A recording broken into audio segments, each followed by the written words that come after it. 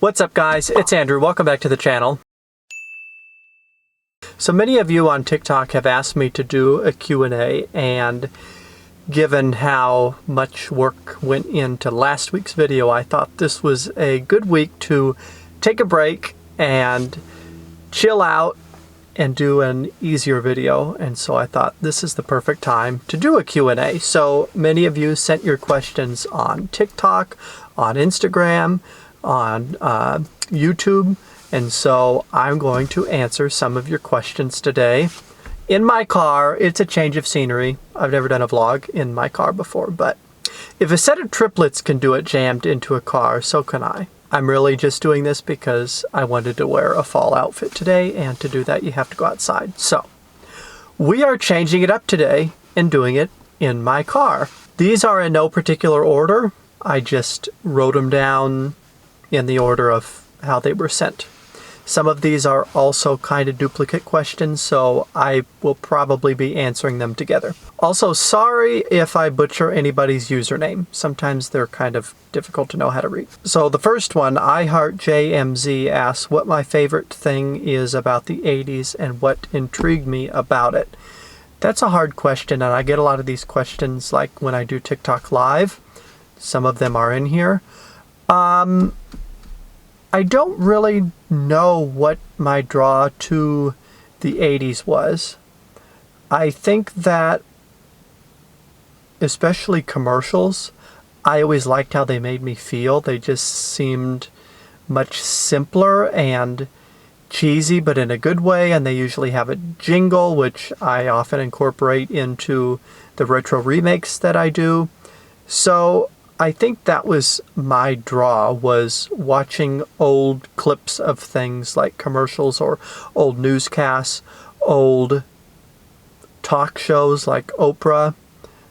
I just liked the feeling and the vibes that it gave, and also a lot to do with the style of things that are related to how people dressed, especially on things like talk shows when people are dressed up. I don't know, just the feelings that I got from things related to the 80s or the early 90s before things seemed to change into how they are presently in terms of technology and communication. It just seemed a lot more simple, and I think that was a major draw to it for me. They also ask what my favorite Stranger Things season is and why. I feel like as good as Stranger Things season 4 was, it lost a little bit of that charm that drew me into the show, because it seemed to be... I liked how the first several seasons were very realistic in their portrayal of the 80s. It just seemed like it kind of lost that, like it kind of got stereotypical in the last season, and I didn't like that as much. That's a hard question to answer. I'd have to say either the first or the third, in my opinion. Kate Lindemann asked for a life update. Kate, I miss you. Kate went to high school with me. One of my favorite classes with her was interior design with Miss Kiefer. Shout out to the Chief Keef, one of my favorite teachers. Life update. Life is kind of boring right now. I feel like I'm on a schedule, which is good. I like schedules, but there's not much spontaneity in life. I go to work. I make my video every week. That's kind of it. I'm just on this schedule. I'd like to change things up. I wish I was doing this all the time. That would be great. I have good days and I have bad days. I think overall my mood has improved since even like the first depression video that I made. This has had a lot to do with it. This has had a lot to do with my improvement in my mood. This gives me something to look forward to every week. The recent successes of things have obviously improved my mood. It's hard to be in a bad mood about some of those things. I wish there were different circumstances in my life regarding a couple of things, but I don't want to complain about it. There are things that I still hope to improve and that I still dream about, that I hope occurs. A lot of it regarding YouTube and something related to this. I just don't know how to explain it right now other than blah. It's kind of blah. There's no I don't know. The making the videos is my, I don't know a good adjective. It's what I look forward to each week. It's the bright spot in my life. So, not to be dull and boring and blah about it, but I just kind of feel, right now, I feel like I'm waiting for something to happen and it's not happening. That's a good way to put it. I feel like I'm waiting for something. I just don't know what that is. Anyway, not to go on about that, because this is supposed to be a fun video. A majority of the things that I've talked about in past videos regarding this kind of thing has remained. Okay. L20 Bear and SavesShampoo.80s, hopefully those are correct, both asked me what my favorite 80s band is, or favorite 80s music aside from what's in my content. Some of the hit songs of the 80s, but also there are some that are just played so often on the radio that I don't want to listen to them. I have a playlist, which I guess I could just go ahead and go through who's on my playlist, right? I have some Cyndi Lauper, some Huey Lewis, some Wham, a couple of Tears for Fears, a couple of Whitney Houston, Jefferson Starship, or just Starship, I guess, Pointer Sisters, Donna Summer, a couple of Donna Summer songs, a few others in there. Maybe a favorite type of music. I like something that's kind of upbeat and dancey, and that's maybe a better way to answer that, is favorite type of music. Hannah Truly Alicia, which, side note, go check her out on TikTok. She has some great content, and she goes in depth in her TikTok about different things, all retro related, but I love her channel, and go check her out. She asked what the most difficult part about making my content is. I think the most difficult part about making content in regards to the type of content I make is several things, but one point is that it's just me. So I'm doing the filming and the editing and the lighting and the sound, and I'm producing it and directing it, and, you know, it's just me. I don't have anybody's help. The second part, and it probably relates to that, is being a one-man band. I have these visions about how I want something to turn out, and it doesn't always turn out that way.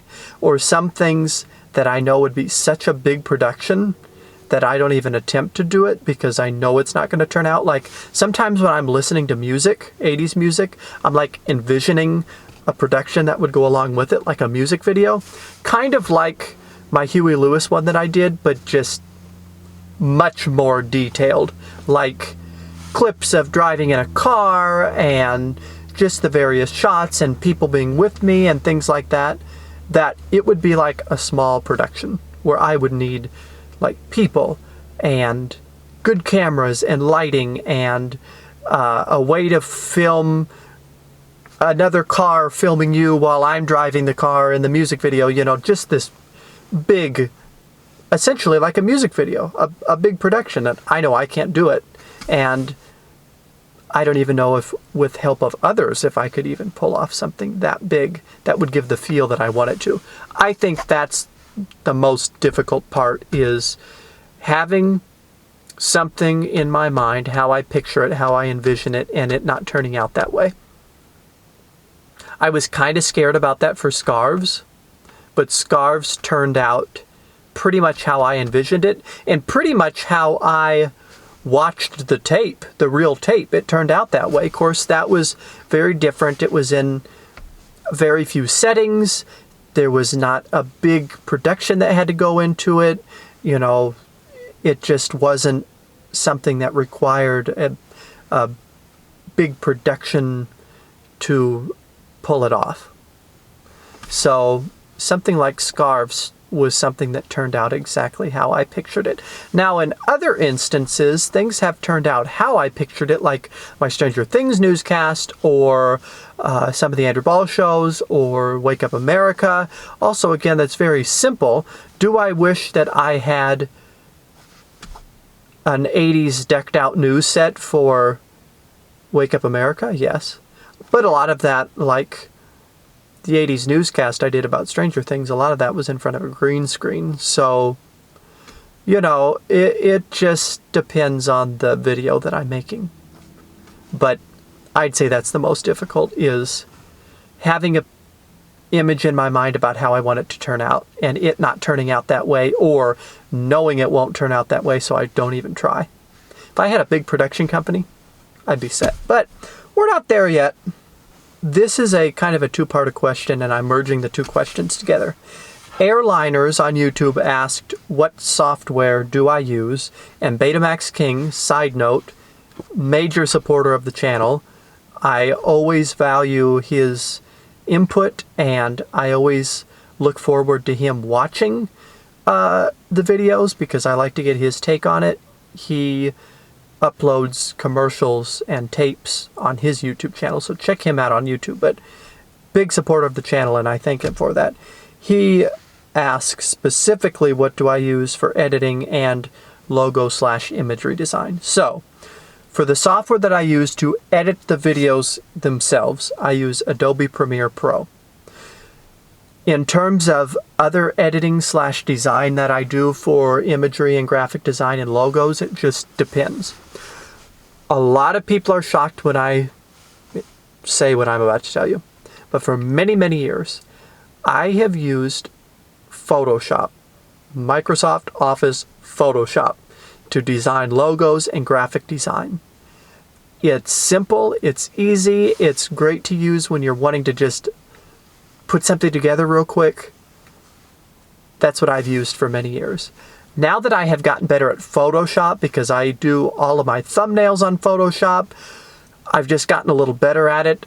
I use that a lot more than I used to. For example, in the commercial break video I did, the Miami Shores logo, the Heartbeat logo, the Metro Sinai logo, that was all Photoshop. I'm trying to think if there was anything else. All the thumbnails for all my videos have been Photoshop. I use that more often than I used to. However, I will say that I still do use PowerPoint to create some small, simple things that I want to put together real quick.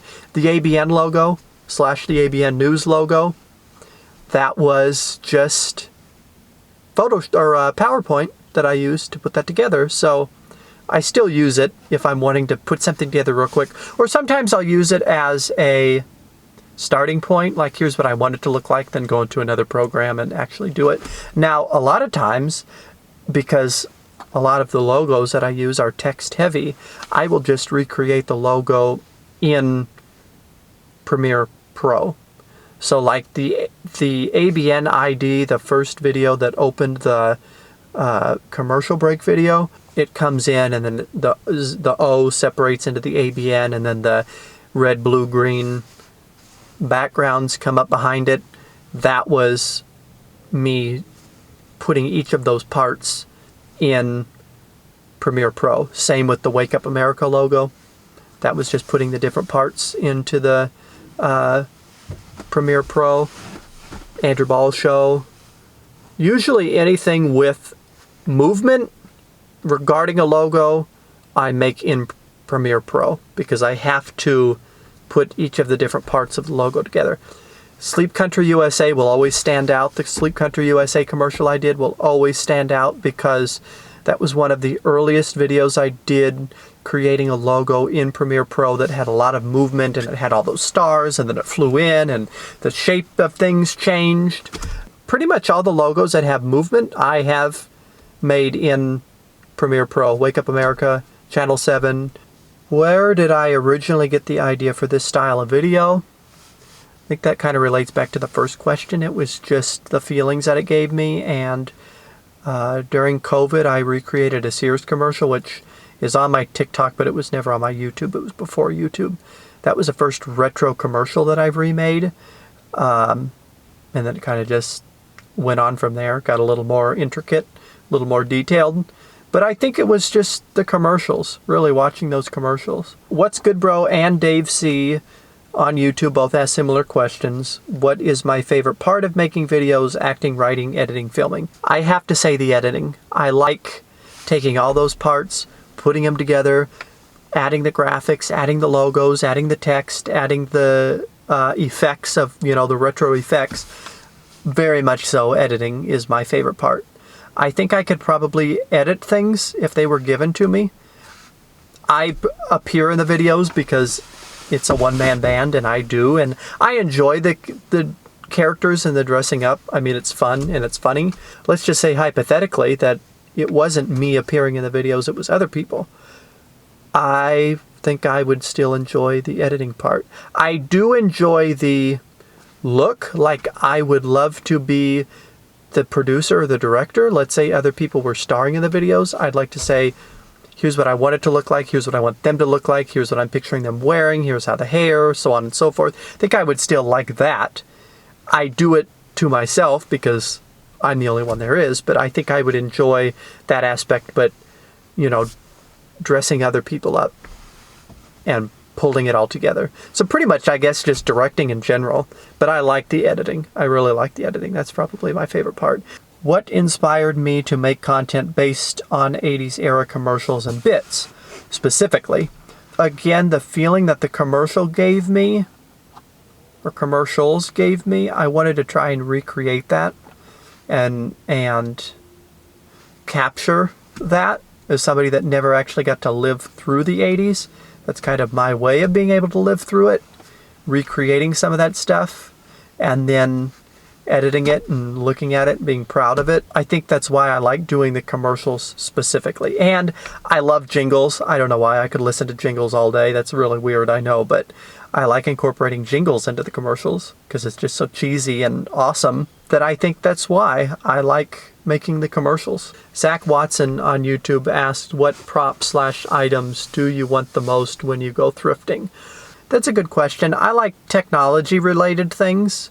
Phones. I love phones. I have a lot of phones that I use in videos that I make. Just random things that I find. Clothes is obviously a good thing, but I wouldn't say that I actually go thrifting for clothes. There's a place that I go locally for clothes, and she has all this vintage stuff, not just clothes, but that's usually what I go to her for. I have bought very few thrifting pieces regarding clothing that I have worn in the video, so I wouldn't even say that I thrift for clothes. I thrift for props. So phones, pieces of technology. I like little background things just to decorate, especially if I'm trying to create an office setting or a home setting. It just differs. So I try to keep my eyes peeled for different things. I don't always go into it with something specific. There have been times where I have went looking for specific things. That's kind of difficult about making 80s content is, I have an idea, but I need this to do the video. Well, given that some of this stuff is 30, 40 years old, just because I'm going to a Salvation Army or a Goodwill doesn't mean I'm going to find it. Like, let's say I came up with a video that required a 80s television this week, okay? And I wanted to make the video this week. Well, probably not going to find an 80s television by Friday to be able to film with it. So I kind of have to put those things on the back burner, keep my eyes peeled, and look for it, and hopefully come across something. Other times I have come across something that I wasn't looking for, and then I found it, and that itself inspired a video from it. So that's kind of cool too. So I'm not always looking for something specific. There's things in the back of my mind that I would like to have, but I'm not always going to a thrift store looking for something specific on that trip. Certain Def on YouTube, I am paraphrasing his question, but what I was taking from it was, did my parents inspire my 80s fascination? I don't think so, because they've never shown much obsession with the 80s. I would say my mom probably is the one that, I don't want to say got me hooked, but introduced me to films of that era, which probably, if we're relating this all to way back when I was little, probably has a lot to do with it, because I love a good 80s, early 90s movie. Definitely. My favorite, I wouldn't even say there's a certain genre. I don't like horror movies, but I just love movies of that time. Rom-coms, action movies, comedies, doesn't matter. I just like the feelings that I get from 80s and early 90s movies. So I would say that's probably the only inspiration that they have provided to me regarding this content, is introducing me to movies of that era. Well, that's all the questions I have. Thank you so much for those of you that asked a question. A lot of you have asked on TikTok to do a Q&A. I thought this was a good time to be able to do it since last week's video was so work heavy. Thank you for the support and the likes and the comments regarding the commercial break video. It's done well. I'm pleased with how it turned out. I'd like to do maybe a part 2 in the future. So thank you all for your support these past several weeks with these 2 major projects I've done, the commercial break video and scarves. I have one that's upcoming, which I don't know if I want to share yet, but I will probably get your guys' opinions on it in the near future just to see if you would like something as to what I'm thinking. Thank you guys so much for your support. Thank you for asking your questions. I hope you enjoyed the video. I hope you enjoyed the change of scenery. And I hope that you guys will look forward to the content that is coming up in the near future. All right. Thank you guys so much. Be sure to like, comment, and subscribe. And I'll see you guys next time.